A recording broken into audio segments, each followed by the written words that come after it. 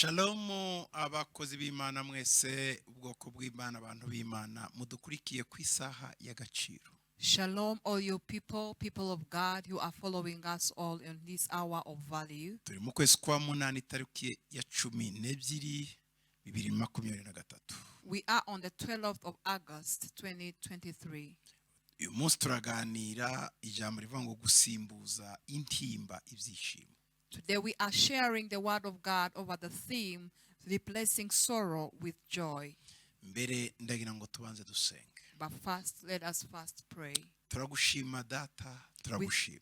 We thank you, God. We thank you, Father. Uyu ni umunsi udasanzwe. This is a special day. Iyi ni isaha idasanzwe. This is a special hour. N'agaciro.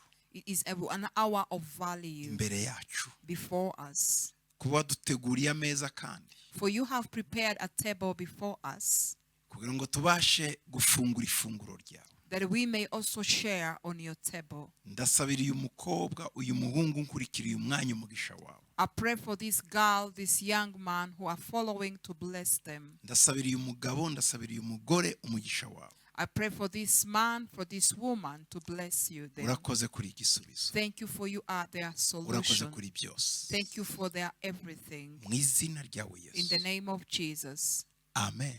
Amen. Kaze mu isaha y'agaciro. You are most welcome in the hour of value. Uri umwizerwa muri iki kiganiro turabigushimiye cyane ko igihe cyose ukomeza udukurikira kandi igihe cyose ukomeza uri kumwe natwe. You have been faithful in this hour of value, and we thank you for that because you always follow us. Muri iki cyumweru dufite insanganyamatsiko ivuga ngo gusimbuza intimba ibyishimo. In this week, we have a theme says replacing sorrow with joy.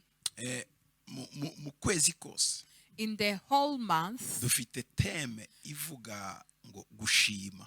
we have a theme that says thanksgiving. Uku kwezi kwa munane kukubera kw'amashimwe. Let this month of August be a month of thanksgiving. Uku kwezi kwa munane kukubere ukumunezero. Let it be a month of joy. Uku kwezi kwa munane kukubere ukwezi kw'ibirori. Let it be a month of celebration. Kukubere ukwezi kwiza. Let it be a good month to you.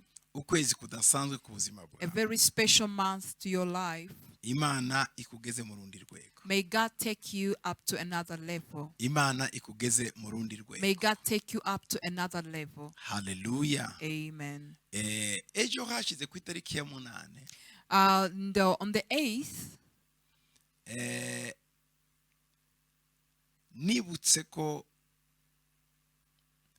aricyo gihe nasengewe ku mushumba wa Zion Temple muri 1999. on the 8th of August, I remember this is time I was ordained to be a pastor. That it was 1999. Hari mu kwezi kwa munane itariki y'umunane. It was in the month of August, on the 8th of August. Muri 1999. That was in 1999. Ubu nujuje imyaka ndagira 23. Now I am 25 years old, ordained as a pastor. 23 years. Yes. I think ni 23. 23 years as a pastor. Hari ku cyumweru. It was a Sunday Muri 1999. in 1999. Ku itariki ya munane. On the 8th, Nasizwe amavuta y'ubushumba. I was ordained to be a pastor. Nasengewe na papa umbyara. My father, my biological father, prayed for me. Sengerwa na papa wo mu mwuka ariwe Reverend Noah Mudagiri. And also my spiritual father, Noah Mudagiri. Nsengerwa icyo gihe hari na Mutima Butoto Peter. Also Mutima Butoto Peter was From around. men. From men by that time. Yari afite delegation nini bazanye. He had a big delegation that had come with Yari him. yazanye. That he had come with. Hari muri 1999 icyo gihe Elize yari muri couveuse yari mu bitaro yari yavutse. It was in 1999, and by that time my firstborn Elise was born and was still in hospital. Yari muri incubator He was in an incubator. Ntabwo babashe kuhaba na mama we. And him and the mother were not present. ndashima Imana rero kuri njye n'umwaka w'amashuri ndashima Imana kuba iyi myaka 23 nyikorera. So to me, I give thanks. It's a year of thanksgiving to me because it is now 23 years when I'm serving God. Ndashima Imana kubyo yabashe kungezaho. I thank God for what He has made me to achieve and accomplish. Hamwe ari ibibi ari ibyiza byose twabibanyemo. The good and the bad, we have been together with God. Muri Zaburi 126:5-6. So Psalms 126 verse 5 and 6. Ngo ababibabarira bazasarura bishima. Those who sow in tears shall leap in joy. Nubwo umuntu agenda rirasohoye imbuto azagaruka yishima azanye imiba ye. He who continually goes forth weeping, bearing seed for sowing, shall doubtless come again with joying, bringing these sheaves with him. Igihe Imana yanyoreje mu gihugu cy'u Rwanda, When God sent me to this nation of Rwanda, naje ndira. I came weeping Sinari nzi bintegereje. because I don't know what was awaiting for me. Sinari nzi biri imbere yanjye. I don't know what was set before me. Nari nzi umuhamagaro. I knew the calling only Nizeye Imana. and believing and trusting Ariko in nta God, muntu nzi. but nobody knew me. Nta hantu nari nzi. I didn't know any place in Sinari nzi Rwanda. naho nshikira. I didn't know even where I would come and arrive. Sinari mfite n'ubushobozi bwo kwifatira ahantu ngo mbe. I didn't even have the money to rent a hotel. Naje gusa nikoreye imbuto yo kwizera. I just came with the seed of faith, Ndimwo ijambo ry'Imana. full of the word of God Iryo yari yansabye that He had asked me to have, yo kuremera abantu ibyiringiro to give hope to the people no gusengera abantu. and to pray for people Bongere begera Imana that they may come close to God kugira again, ngo ibashe kubagirira neza. that He may do good to them. Icyo gihe hari muri 95. That was in 1995, Icyo gihe nari mfite imyaka 24. and I was 24 years old, Nuzuyemo inzozi nyinshi. full of dreams. Mfite ambition nyinshi muri I had a lot of ambitions within me. ibyo nshaka kugeramo. I had things that I wanted to accomplish. Mvuye muri Kenya I was coming from Kenya. mfite inzozi nyinshi zo kujya kure n'ahandi. I had a lot of dreams to achieve and to accomplish and to Ariko go Imana irambwira further. ngo jya kubiba muri kiriya gihugu. But God told me, go and sow in that nation. Genda uje kubiba ijambo ryanjye. Go and sow my word there. Genda uje kubiba urukundo rwanjye. Go and sow my love there. Genda uje kubiba imbabazi zanjye. Go and sow my mercy there.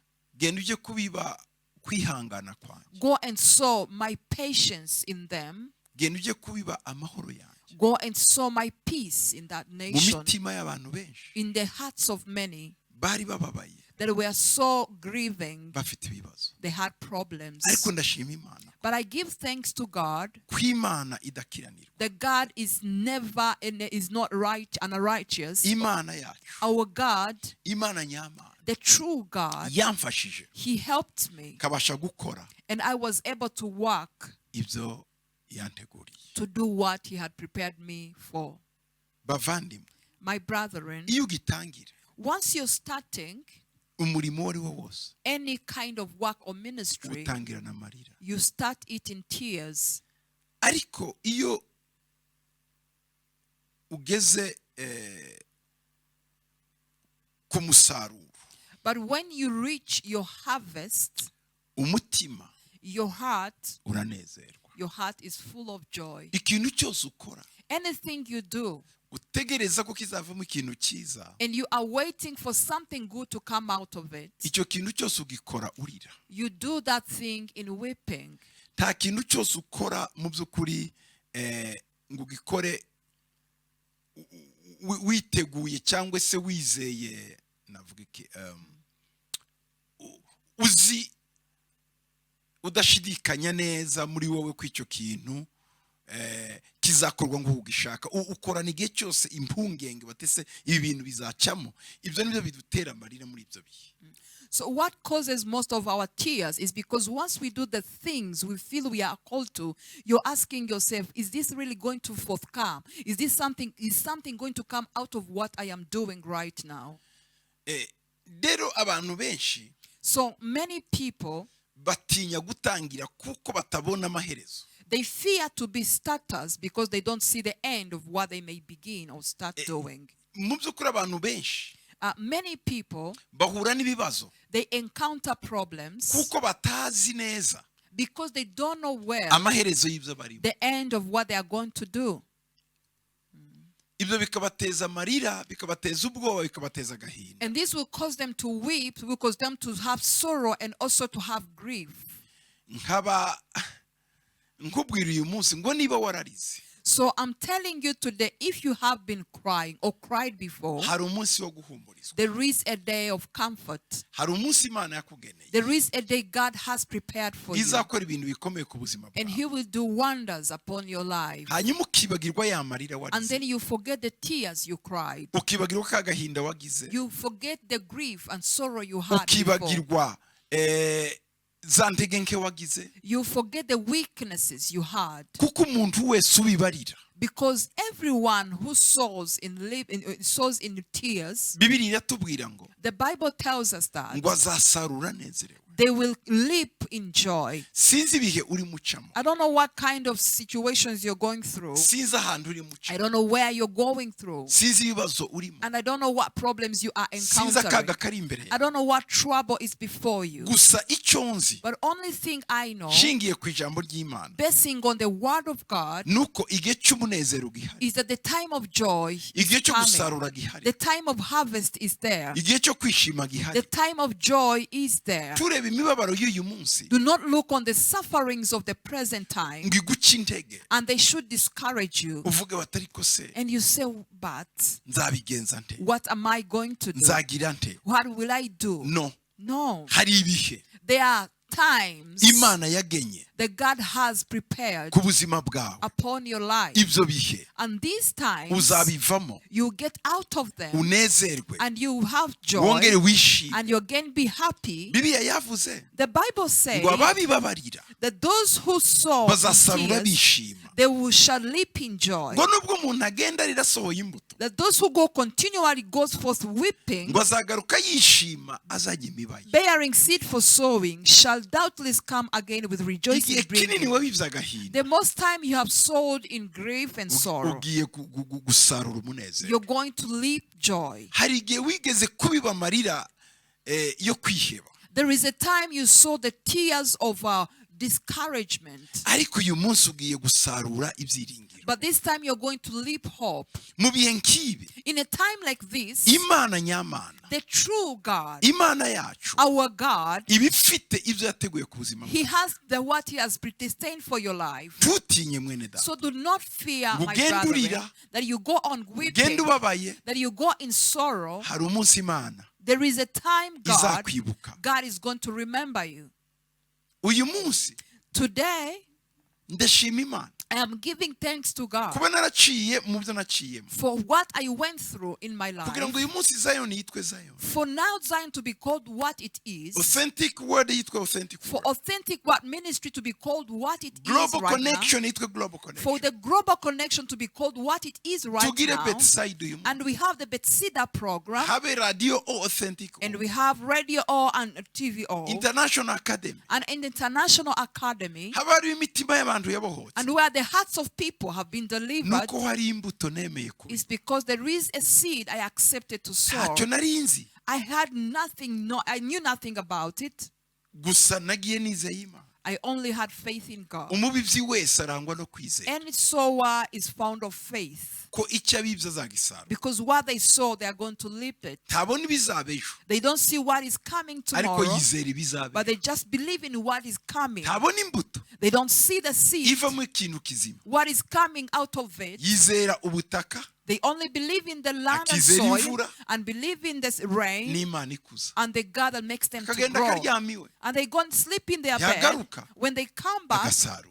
they come and harvest. Nawe igihe kirageze And the time has come for ngo you Imana iguhe to, gusarura, that God may give you to harvest. ikugeze mu bintu byinshi, And He makes you get into your abundance ikugeze ahantu hakomeye, and get you to a great place ikwinjize mu bwiza bwawe, and usher you into His glory ugeze mu cyubahiro cyawe. and usher you into His honor. Komeza wizere Imana, Continue to believe in God. komeza wemere Imana, Continue to trust Him. komeza urebe Imana, Continue to look upon God. wireba ibyo uri mu Do cyaro, not look around what you're reba going through. umusaruro uri Look imbere, at the harvest that is ejo coming. hazaza hawe And your hari tomorrow, umugisha mwinshi there is cyane. a great blessing. Amen. Amen. Mu gitabo cya Yesaya In the book of Prophet Isaiah, 35 ku murongo wa 10, chapter 35, verse 10, 35:10 Yesaya 35, verse 10, the book, haravuga ngo abacunguwe n'Uwiteka bazagaruka bagera i Siyoni baririmba.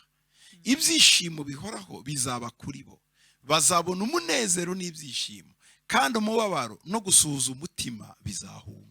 35, verse 10, and the ransomed of the Lord shall return and come to Zion with singing, with everlasting joy on their heads. They shall obtain joy and gladness, and sorrow and sighing shall flee away. Amen. Amen. Abacunguwe n'Uwiteka. Those ransomed by God, Turi mu kwezi ko gucungura. we are in the month of redemption. Ngo bazagaruka bagera i Siyoni. They will come back to Zion. Abahuye n'ibibazo. Those who encountered Mwe trouble, mwavunitse. you who have been Mwe burdened, mwababaye. those who have been hurt, Muzagaruka i Siyoni. you come back to Zion. Muzasubizwa mu bikari. You will be taken back into the courts. Muzasubizwa ahantu umuntu aruhuka. You will be taken to a place of rest. Ngo ntimuzagaruka gutyo. Because you will not come back like that. Ngo bazagera i Siyoni baririmba. But they will come to Zion in singing. Uriya wariraga ejo. Yeah, you were crying yesterday, Agarutse and they are aririmba. coming back in singing. Indirimbo zuzuye akanwa kawe. Songs are full of his mouth. Indirimbo zuzuye imitima yawe. Songs are full in their hearts. Imana igiye kukuremera indirimbo. God is going to create a song for you. Mu cyimbo cyo gucura intimba. In time of sorrow or in Cyo sighing, kurira. in time of instead of crying and Kuboroga. sighing and mourning, Imana igiye kuguha kwishima. God is going to give you joy Ngo instead. ibyishimo bihoraho bizaba kuri bo. Everlasting joy will be upon them. Ibi ni ibyishimo bitazongera kugenda. This is a joy that will never leave you. Ibi ni ibyishimo bitazongera gusohoka. This is a joy that will never again go out of your life, Kuko bizaba byasimbuye intimba. because it has replaced sorrow. Ibyishimo bihoraho. Everlasting joy. Ngo bizabagumaho. It will be upon them. Bazabona umunezero n'ibyishimo. They will see joy. Ibi ntibivugwa kuri bariya bakera gusa. This is not talking about the people in the ancient time, Nawe Imana iravuga ngo but also God is talking to you in the ako present. gahinda ufite. That sorrow you Uwo have, mubabaro ufite. that pain that you Uko have, kurira. the crying, Ako gahinda. the grief you Kagiye have gusimbuzwa n'ibyishimo bihoraho. is going to be replaced by everlasting joy. Kandi bizaba muri wowe. And it will be in you. Uzabona umunezero. You shall see joy. Uzabona ibyishimo. You shall see joy. Umubabaro no gusuhuza umutima. Sighing and also crying, Ibi bizahunga. it will free from you. Umubabaro Sorrow no gusuhuza umutima. and sighing, bizagenda burundu. it will free for good.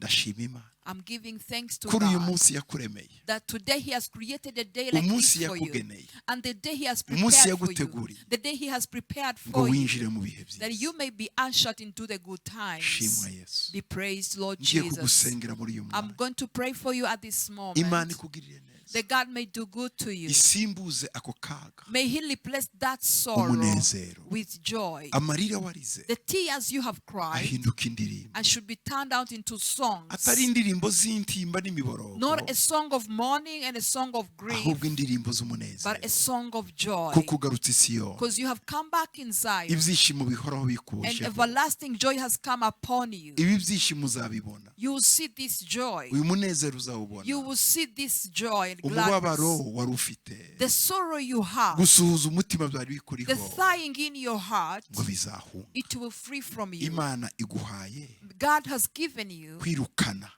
to chase away umubabaro no gusuhuza. sorrow and sighing. Hallelujah. Amen. Mana turagushima God, we thank you kugira neza. for you do good. Ndasabira mwene data. I pray for my Ugize brethren igihe kinini mu who gahinda. have spent a long time in Igihe sorrow, kinini mu bibazo. a long time in trouble, Igihe kinini mu kurira. a long time in crying. Umwiyereke. My God, reveal yourself to Umuhe them. umunezero. Give them joy Umukorere ibikomeye. and also do great things for their Umuhindurire lives. amateka. Change their past Umuhe umunezero and also give them mu cyimbo joy cy'umubabaro. instead of sorrow. Ndagushima I thank you, God, ko umubabaro no gusuhuza umutima bihunze. for sorrow and sighing have freed from them. Uyu mwanya hawe umunezero uhoraho. And this time they have received everlasting joy. Mu izina rya In Yesu. the name of Jesus. Amen. Amen. Yesu akugiriye neza, May the Lord Jesus bless you. akuruhure And may he give you kandi rest agufashe. and also help you. Amen. Amen.